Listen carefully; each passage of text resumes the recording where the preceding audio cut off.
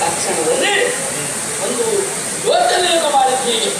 ಸಿಕ್ಕಿದ ಅವಕಾಶವನ್ನು ಸದುಪಯೋಗಪಡಿಸಿಕೊಳ್ಳಬೇಕು ಎನ್ನುವ ಕಾರಣಕ್ಕಾಗಿ ರಾಜ್ಯದ ಅಭಿವೃದ್ಧಿಯತ್ತ ಗಮನಹರಿಸಿಕೊಳ್ಳುವಾಗ ಮೊದಲಾಗಿ ತಂಡಕ್ಕೆ ಉದ್ಯೋಗಿಸಿಕೊಂಡು ತಕ್ಷಣದಲ್ಲಿ ವಿದ್ಯಾರ್ಥಿಗಳಿಂದ ಇವರಲ್ಲಿರುವ ಎಲ್ಲ ಬಾವಿಗಳನ್ನು ವಿಶ್ಲೇಷಿಸಿದೆ ಎಂದು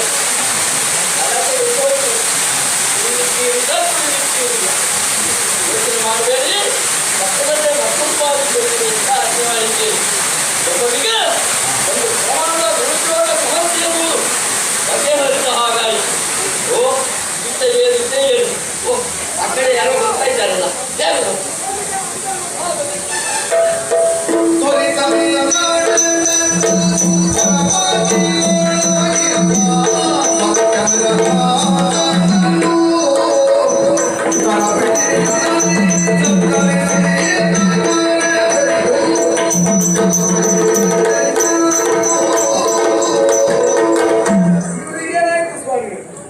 ಈ ಊರಿನ ಪದ್ಧತಿಯೇ ಹೀಗೋ ಒಂದು ಕೆಟ್ಟ ರೋಗ ಅಂಟಿಕೊಂಡಿದ್ರೆ ನನಗಂತೂ ಗೊತ್ತಿಲ್ಲ. ನನ್ನನ್ನು ಕರ್ಕೊಂಡು ಹೋಗಿ ಆಸನದಲ್ಲಿ ಕುಳಿಸಬೇಕಾದ ಅವರೇ ಕೂತ್ಕೊಂಡು ಆಚೆ ಹೋಗ್ತದೋ ಈಚೆ ಹೋಗ್ತದೋ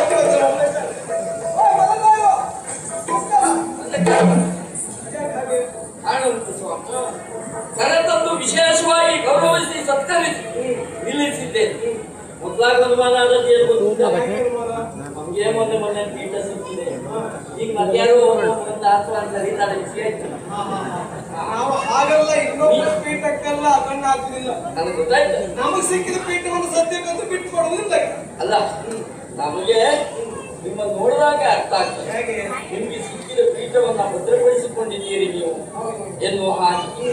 ಅದು ಸುಡಲ್ಲ. ನೀವು ಜನ ಯಾರು ಎಲ್ಲಿಂದ ಬಂದವರು ಏನು ವಿಷಯ ಗೊತ್ತಾಗ್ತದೆ. ನಾನು ಚಂದ್ರಾವತಿಯಿಂದ ಬಂದದ್ದು. ಚಂದ್ರಹಾಸ ನನ್ನ ಹೆಸರು. ಚಂದ್ರಹಾಸ ಚಂದ್ರಾವತಿ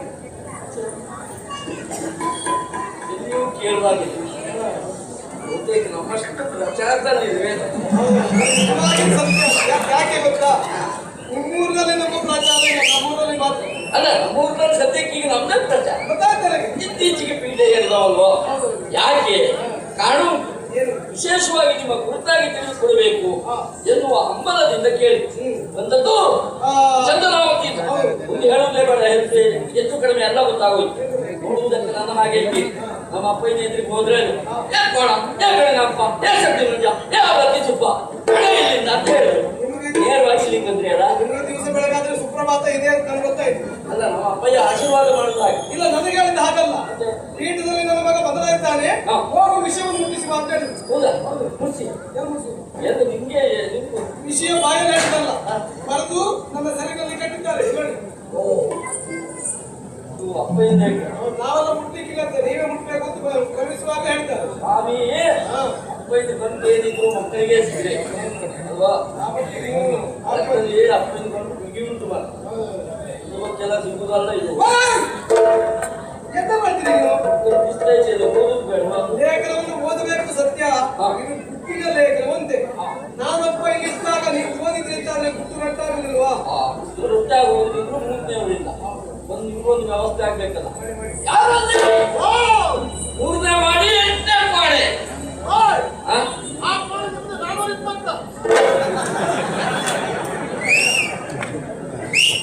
ತೊಂದರೆ ಅತಿಥಿ ದೇವೋಭವ ಅಂತ ಹೇಳಿದ್ದೇವೆ. ನಮ್ಮ ಕೋಣೆಯನ್ನೇ ಬಿಟ್ಟುಕೊಳ್ಳೋದು. ಆ 420ಕ್ಕೆ ಹಾಕಿವ್ರೆ.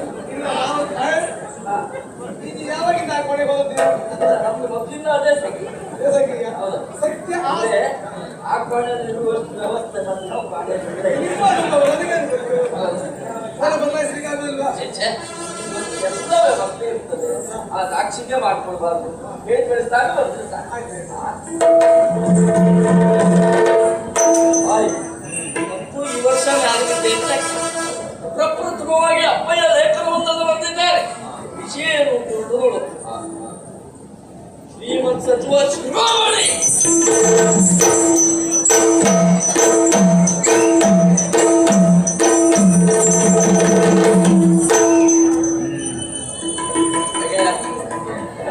ಪ್ರಪಂಚದಲ್ಲಿ ಯಾವ ಅಪ್ಪು ಯಾವ ಮಗನಿಗೂ ಈ ರೀತಿಯಾಗಿ ಮಗಳಿಂದ ಮಕ್ಕಳಿಕ್ಕಿಲ್ಲ. ಶ್ರೀಮತ್ ಸಚಿವ ಶಿರೋಮಣಿ ಅಲ್ವಾ?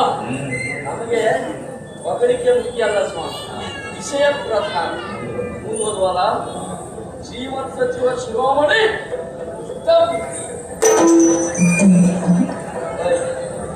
ಈಗ ಅಪ್ಪಯ್ಯನ ಅನುಭವಗಳಿದ್ದಲ್ಲ, ಅವನಿಗೆ ಪಂಡಿತ ಬಿಡಿ. ಮಂತ್ರಿಗಳಿಗಿರುವಂತಹ ಅಭ್ಯಾಸ ನಾವೇನು ಹೇಳಲಿಕ್ಕಾಗಲಿ. ನಮ್ಮ ವಿಷಯ ಪ್ರಧಾನ ಪುದಿಯದೊಂದು ವಿಷಯ ಎತ್ತುಗಳೇ ಇರಬೇಕು. ಒಂದು ವಿಷಯ ಬಾಲಕಗೆ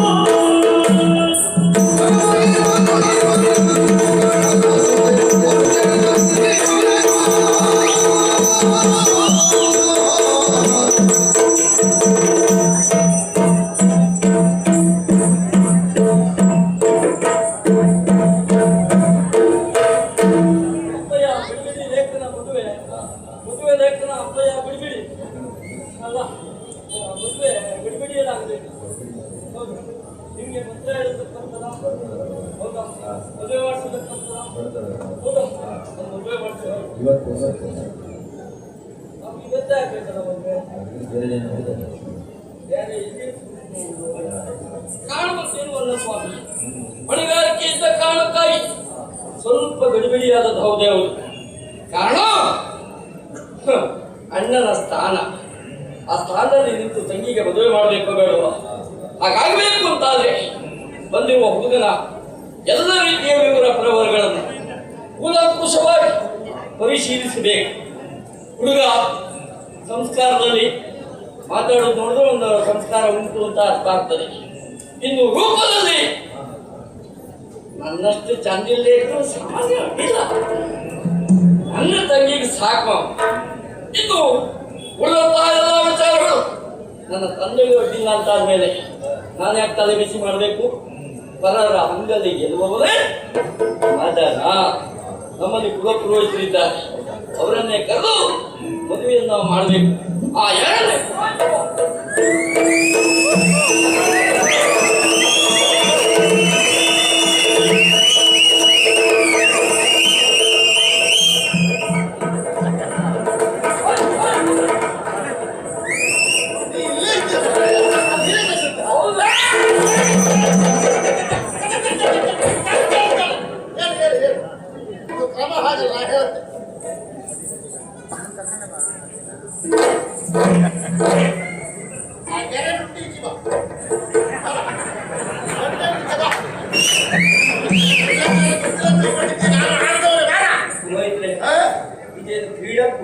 ಮತ್ತೆ ಎಂತದ್ದ ಅಲ್ಲ ಪುರೋಹಿತರಲ್ಲಿಂದ ಬಂದೆ ಆಚೆ ಈಚೆ ನೋಡಿದ್ರೆ ಯಾರು ಇಲ್ಲ ಹೀಗೆ ನೋಡಿದ್ರೆ ಕಾಯಿ ಎಲ್ಲಿಗೆ ಬರ್ತಾ ಇದ್ದೀಯ ಏಚೆ ನಾನು ಅಂತವನ ಪುರೋಹಿತ ನೋಡುದ ಅಷ್ಟಾಂಗ ನಮಸ್ಕಾರ ಮಾಡುವುದಕ್ಕೆ ಮುಂದಾದ ಆಗ ಹೌದು ಅಲ್ಲಿ ಒಳ್ಳೆದಾಗ್ಲಿ ಪುರೋಹಿತರೆ ಓ ಹೌದು ಆಗಪ್ಪ ಶೀಘ್ರ ಅತಿ ಶೀಘ್ರವಾಗಿ ನಿಮ್ ಮುಖದ ಒಂದು ಮದುವೆ ಆಗ್ಬೇಕು ನಿಮ್ಗೆಲ್ಲ ಹೊಟ್ಟೆ ಕಿಚ್ಚ ನನ್ನ ಮುಖ ದಿವಸವಾದಾಗ ಅಗಲಾಗ್ತಾ ಉಂಟಲ್ಲ ನಿಮ್ದೆಲ್ಲ ಒಳಗೋಗ್ತಾ ಉಂಟಲ್ಲ ಅದಕ್ಕೆ ಹೊಟ್ಟೆ ಕಿಚ್ಚ ಎಲ್ಲಿ ಮಂಟಪ ಹಾಕ್ತೇನೆ ನೋಡು ಎಲ್ಲಿ ಚಪ್ಪರ ಹಾಕ್ತೇನೆ ನೋಡು ಆಯ್ತ ಮೂವಿ ದೊಡ್ಕಿ ಹಾಕ್ತೀಯ ಬಾಯಿ ಮೇಲೆ ಹಂಡೆ ಇಡ್ತೀಯ ಅಲ್ಲ ಅದೆಲ್ಲ ಹೇಗಾದ್ರೂ ವ್ಯವಸ್ಥೆ ಮಾಡ್ಬೋದು ಕಷ್ಟಪಟ್ಟು ಇದು ಬಂದವರಿಗೆ ಬೈಕೋಳಿಯೂ ವ್ಯವಸ್ಥೆ ಒಂದು ಇರುತ್ತಲ್ಲ ಅದು ಆಲೋಚನೆ ಮಾಡುವುದೇ ಬೇಡ ನೀ ಹಂಗಾದ್ ಬಂದು ಬಾಯಿ ಕಳ್ಕೊಂಡು ಸೈ ಒಬ್ಬರು ಹೊಂಡ ನನ್ನ ಪುರೋಹಿತರೆ ಎಂತದ್ದು ನಿಮ್ಮ ಮುಖದಲ್ಲಿದ್ರೆ ನಿಮ್ಮ ಅಧ್ಯಕ್ಷತೆಯಲ್ಲಿ ನೇತೃತ್ವದಲ್ಲಿ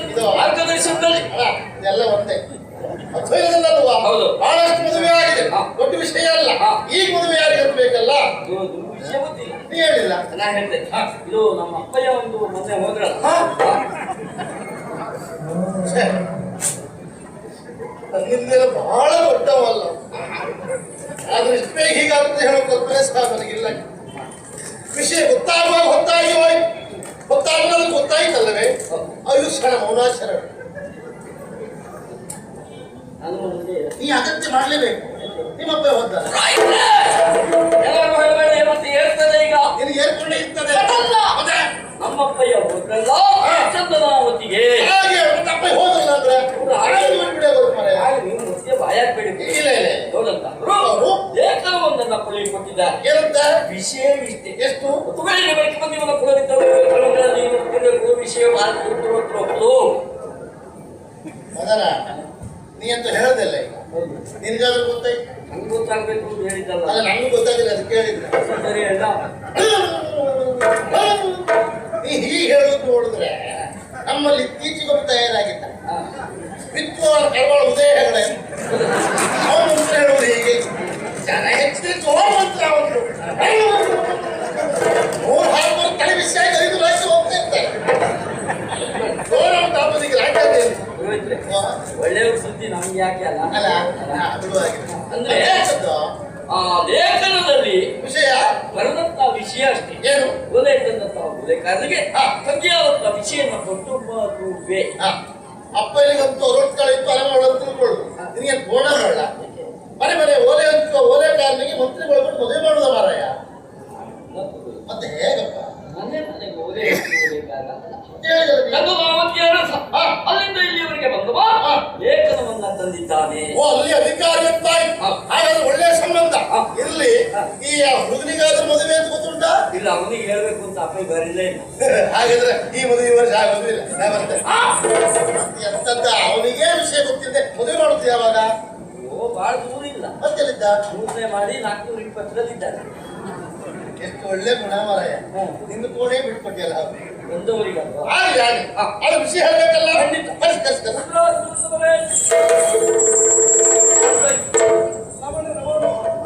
ಯಾವುದೇ ರೀತಿ ತೊಂದರೆ ಆಗಿಲ್ಲ ತೊಂದರೆ ತೊಂದರೆ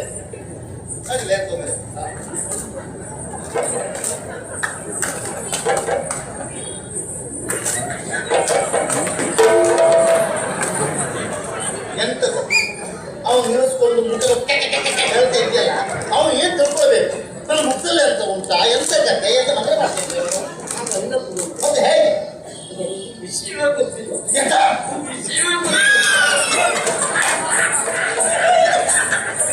ಅವನಿಗೆ ವಿಷಯವೇ ಗೊತ್ತಿಲ್ಲ ಅವನ ವಿಷಯ ಗೊತ್ತಾಗಿಲ್ಲ ಯಾಕೆ ನೀ ಹೇಳಲಿಲ್ಲ ಅದಕ್ಕೆ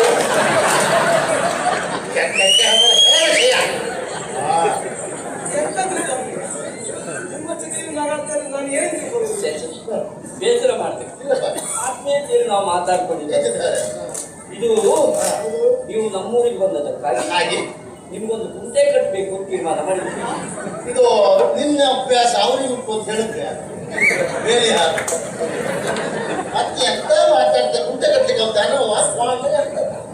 ನೀವೇ ಹೇಳಿಲ್ವ ಮೊನ್ನೆ ಏನು ದೇವಾಲಯದಿಂದ ಬರುವಾಗ ಸಿಕ್ಕದಾಗ ಹೇಳಿದ್ರಿ ನೀವು ಪುರೋಹಿತರೆ ಎಲ್ಲಿಗೆ ಹೋಗಿದ್ರಿ ಅಂತ ಕೇಳಿ ಸರಿ ಗುಂಟೆ ಕಟ್ಟಿ ಬನ್ನ ಅದು ಮಾತಿಗೆ ಹೇಳಿದ್ದು ಮಾರಾಯ, ನೀವು ಹಾಗೆ ಹೇಳುದ? ನಾನು ಮಾತಿಗೆ ಹೇಳಿ ನೀರು ಬಿಡಿಸ್ಬೇಕು.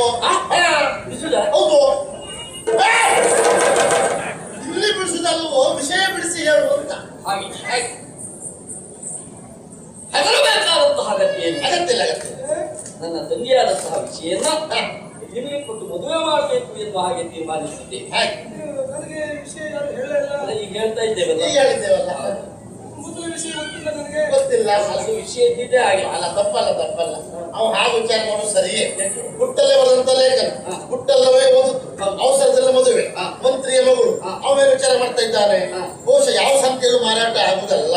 ನೋಡ್ಲಿಕ್ಕೆ ಕೋಶ ಹುಟ್ಟಲ್ಲ ಒಂದು ಗಟ್ಟಿ ಕಳಿಸೋದು ವಿಚಾರ ಮಾಡ್ತಾ ಇದ್ರು ಅಂತ ಅವನ ಆಲೋಚನೆ ಮಾಡ್ತಾ ಇದ್ದ. ತಪ್ಪದು ತಪ್ಪಲ್ವೇ ಮತ್ತೆ ಸ್ವಾಮಿ? ಓ ಬಲ್ಲವರಾಡದ ಮಾತಿಲ್ವೇ? ಅಲ್ಲವರು ಬಾಳ ಹೇಳಿದ್ರು, ನೀ ಅಂತ ಹೇಳ್ತಾ ಹೇಳ.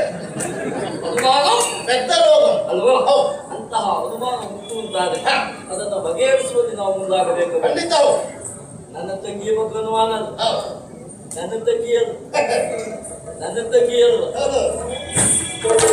ನನ್ನ ನೋಡಿದ್ಮೇಲೆ ನನ್ನ ತಂಗಿ ನೋಡುವುದೇ ಬೇಡ. ಅವಳಿಗೂ ಸ್ವಂತ ವಾರ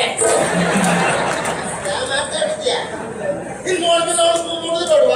ಹಾಗಾದ್ರೆ ಅವಳೇ ಮದುವೆ ಆಗುದ, ಇದನ್ನೇ ಮದುವೆ ಆಗುದ ಅಂತ ಮಾತಾಡುದು. ಮತ್ತೆ ಹೇಳುತ್ತೇನು? ಅಲ್ಲ ಮತ್ತೆ ಅಂದ್ರೆ ನನ್ನ ಮಾತಿನ ಮತಿತಾರ್ಥವೇ ಹಾಗೆ. ಏನು ಬ್ರಾಹ್ಮಣರೇ, ಓ ಒಂದೇ ಪಡಿಯತ್ತಿನಲ್ಲಿ ಸಿದ್ಧವಾದ ಎರಡು ಕೊಂಬೆಗಳು ಎನ್ನುವ ರೀತಿಯಲ್ಲಿ ಸರಿ ಸರಿ, ರೂಪದಲ್ಲಿ ಸಾಮ್ಯತೆ ಉಂಟು, ಲಿಂಗದಲ್ಲಿ ಭೇದ ಉಂಟು. ಯೋಚನೆ ಮಾಡುವುದು ಆಗ ಅವನಿಗೆ ಅನುಮಾನ ಯಾಕೆ ಸುಮ್ಮನೆ? ತಪ್ಪಲ್ಲ. ತಪ್ಪಲ್ಲ. ಬಲ್ಲವರಾಡುವ ಮಾತಿಲ್ವೇ? ಮತ್ತು ಸಂಶಯಾತ್ಮ ಪರಿಸ್ಥಿತಿ ಕೊಡ್ಲಿಕ್ಕಾಗುದಿಲ್ಲ. ಹೌದಾ? ತೋರಿಸುದೇ ಈಗ ಅವ್ನು ಕೆಲಸ ಮಾಡು. ಓ ತಂಗಿ ಬಿಸಿಲೇ.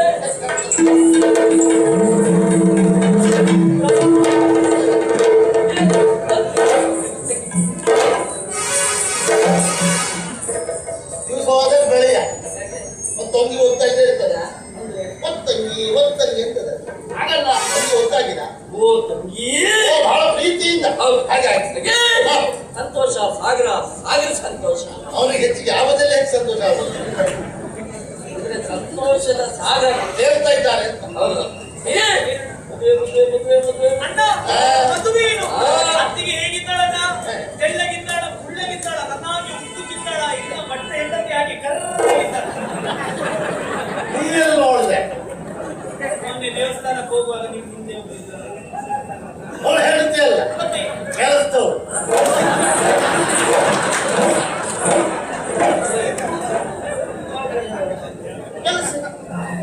ಕೆಲಸ ಇತ್ತು ಮಾಡಿ. ತಂಗಿ, ಮದುವೆ ನನಗಲ್ಲ. ಹೇಳಿ ಅಂತ ಮುಚ್ಚ ಅಲ್ಲ ಎಷ್ಟು ಬೇಕು? ಮದುವೆ ಚಲೋ ಇತ್ತು ಅಲ್ಲ. ನಾನು ಬೇಡ ಒಂದು ಅದು ಸಾಕ. ಯಾಕೆ ಎಲ್ಲಾ ತಂಗಿಯರು ಮದುವೆ ಕ್ಷಣದಲ್ಲಿ ಹೇಳುವುದೇ ಅದಕ್ಕೆ ಹಾಗಿದ್ದಾಳೆ, ಇದ್ದಾಳ, ಕುಳ್ಳ ಇದ್ದಾಳ, ದಪ್ಪ ಇದ್ದಾಳ, ತೆಲ್ಲ ಇದ್ದಾಳ ಎಂದು ಹಾಗೆ ಎಲ್ಲ ಕೇಳಿದ ಹೌದು. ಅವಳೊಬ್ಬಳು ಮನೆಗೆ ಬಂದ, ಒಬ್ಳು ಕೈಯಲ್ಲಿ ಸುತ್ತಿಗೆ, ಮತ್ತೊಬ್ಳು ಕೈಯಲ್ಲಿ ಮತ್ತೊಂದು ಸುಧಾರಿಸಿ ಒಬ್ಬರನ್ನ ಸಾಕಾಗುದಿಲ್ಲ. ಪಕ್ಕದಲ್ಲಿ ಅಣ್ಣ ಬರ್ಬೇಕು. ಬಂದವ ಅಣ್ಣ ಅದರೊಟ್ಟಿಲ್ಲ, ಅವನೇ ಭಾವ ಅದಕ್ಕೆ ಅಲ್ವಾ? ಇದು ಬೇಡ. ತಂಗಿ, ಮದುವೆ ನಿನಗೆ. ನನಗ ಇಷ್ಟು ಬೇಗ ಬೇಡ ಇತ್ತು ಏನು? ಇವತ್ತು ಮೂರ್ನಾಲ್ಕು ಮಾಡಲು ಹೋಗಲೇ ಆಗಿದೆ. ಆಗಲ್ಲ. ಅದಕ್ಕೆ ಮದುವೆ ಆಗ್ಬೇಕು ಅಂತಂದ್ರೆ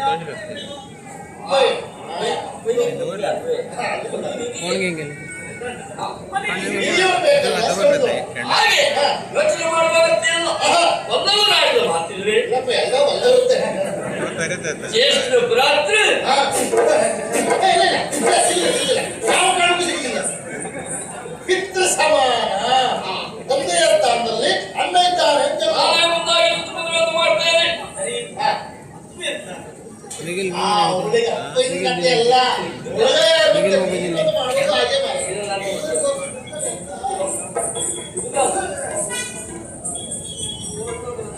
ಅಣ್ಣ ನನಗೆ ಎರಡನೇ ಸಂಬಂಧ ಬೇಡ. ಆ ಬಣ್ಣದ ಮದುವೆಗೆ ತಲೆ ಆಡಿಸಿದ್ದೆ.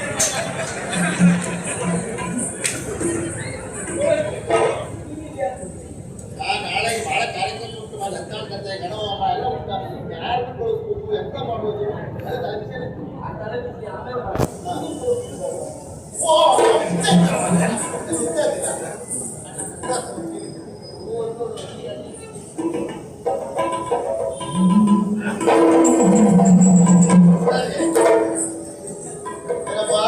ಮಂದಿರದಲ್ಲಿ ಏನಾಯ್ತು? ಏನಾಯ್ತು? ದೇವರು ದೊಡ್ಡ ಮಕ್ಕಳು. ಅಲ್ಲ, ದೇವ್ರು ಯಾವತ್ತು ದೊಡ್ಡವನೇ, ನಾವೇ ನಡೆದು ಮಾಡೋದು ಅಂತೆ. ಮಾನವ ಮತ್ತು ಮರ್ಯಾದೆ ಬೇಕು. ಯಾಕಪ್ಪ ಅಂತ ಮಾತಾಡ್ತೀಯ? ನನ್ನ ತಂಗಿ ತಂಗಿ ಮುಂದೆ ಮೊದಲೇ ಓಡುತ್ತ ಹೆಮ್ಮೆ ಪಡ್ಬೇಕೆ, ಆದ್ಮೇಲೆ ಓಡಿ ಹೋಗಿಲ್ಲ. ಮಾತಾಡ್ತೀಯ? ಅವಳು ಹಾಗೆ ಓಡಿ ಹೋಗುತ್ತ ಕೊಡೋದಲ್ಲ ಈಗ. ನಾಚಿಕೆಯಿಂದ ತಲೆ ತಗ್ಗಿಸಿ ನಗಾಡ್ತಾ ಹೋಗ್ತಾಳೆ ಅಂತ ಆದ್ರೆ ಒಪ್ಪಿಗೆ ಉಂಟು ಅಂತ ಹಾಗೆ ಸಮ್ಮತಿ ರಕ್ಷ ಒಪ್ಪಿದ್ದಾಳೆ ಅಂತ ಆಯ್ತಲ್ಲ. ಎಂಬುದಿಗೆ ಶೀಘ್ರ ಅತಿ ಶೀಘ್ರವಾಗಿ ಅದೇ ಮುಹೂರ್ತದಲ್ಲಿ ಮದುವೆ ಆಗ್ಬೇಕು. ಹೆಣ ಮಾಡೋದು ಸರಿಯಲ್ಲ, ಸರಿಯಾಗಿದೆ. ಯಾರಾದ್ರೂ ಹುಡುಗಿಯನ್ನು ಶೃಂಗಾರ ಮಾಡಿಕೊಂಡು